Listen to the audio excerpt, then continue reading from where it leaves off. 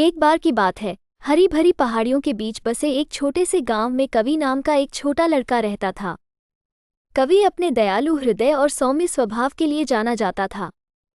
वह अपनी दादी के साथ रहता था, जिन्होंने उसे बचपन से ही पाला था। एक दिन गांव से गुजरते हुए कवि को जमीन पर पड़ा एक घायल पक्षी दिखाई दिया।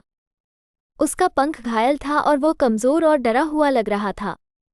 बिना किसी हिचकिचाहट के कवि ने सावधानी से पक्षी को उठाया और उसे घर ले गया।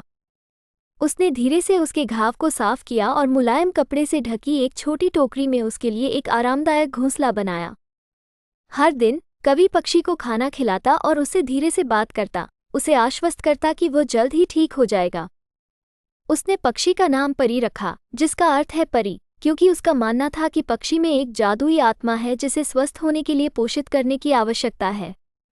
हफ्ते बीत गए और परी ने धीरे धीरे अपनी ताकत वापस पा ली। उसने अपने पंख फड़फड़ाने शुरू कर दिए और कवि ने उसे फिर से उड़ने के लिए प्रोत्साहित किया। एक धूप वाली सुबह कवि ने फैसला किया कि परी को जाने देना चाहिए। उसने अपनी दादी के घर की खिड़की खोली और टोकरी को खिड़की के किनारे रख दिया। परी, अब तुम्हारे लिए आकाश में अपने घर वापस जाने का समय आ गया है, कवि ने धीरे से कहा और उसकी आंखों में आंसू भर आए। परी ने एक पल के लिए कवि को देखा, मानो उसकी बातें समझ रही हो, और फिर ऊर्जा के एक विस्फोट के साथ वो खिड़की से बाहर और खुले आकाश में उड़ गई।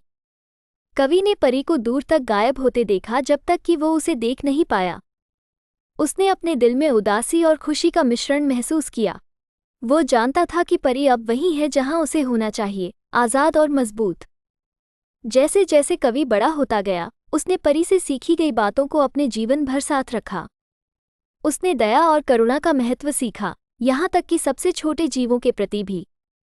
उसने समझा कि कभी कभी दूसरों की मदद करने का मतलब है उन्हें तब जाने देना जब वे तैयार हों, भले ही यह मुश्किल हो।